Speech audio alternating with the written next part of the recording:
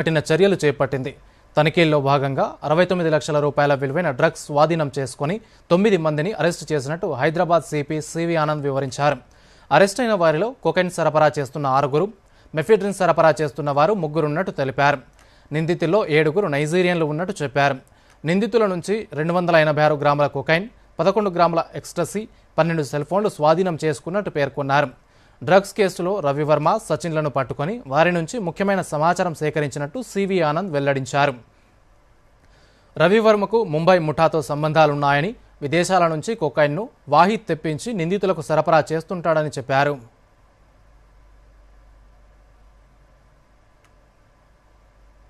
ఈ ముఠాలకు చెందిన 9 మంది నేరస్తుల్ని పట్టుకోవడం, అదే కాకుండా 300 గ్రాముల కోకేన్, ఒక 100 గ్రాముల మియావ్ అంటే మెఫెడ్రాన్, ఇది ఒక పిస్టల్, ఏదైతే మేము ఎన్నో రోజుల నుండి అనుమానిస్తున్నామో ఈ డ్రగ్ మాఫియా ఏదైతే ఉందో, డ్రగ్స్ సప్లై చేసే వాళ్ళు, పెడ్లర్స్, అంటే పోలీస్ దాడులు పెరుగుతున్న సందర్భంలో వారు ఆయుధాలు కూడా సేకరిస్తున్నారు. మాకు సమాచారం ఉండింది, కానీ మొదటిసారిగా ఒకటి రికవరీ చేసుకోవడం, దాన్ని మీ ముందు పెట్టడం అనేది జరుగుతుంది. రాష్ట్రంలో ఆయిల్ పామ్ సాగుకు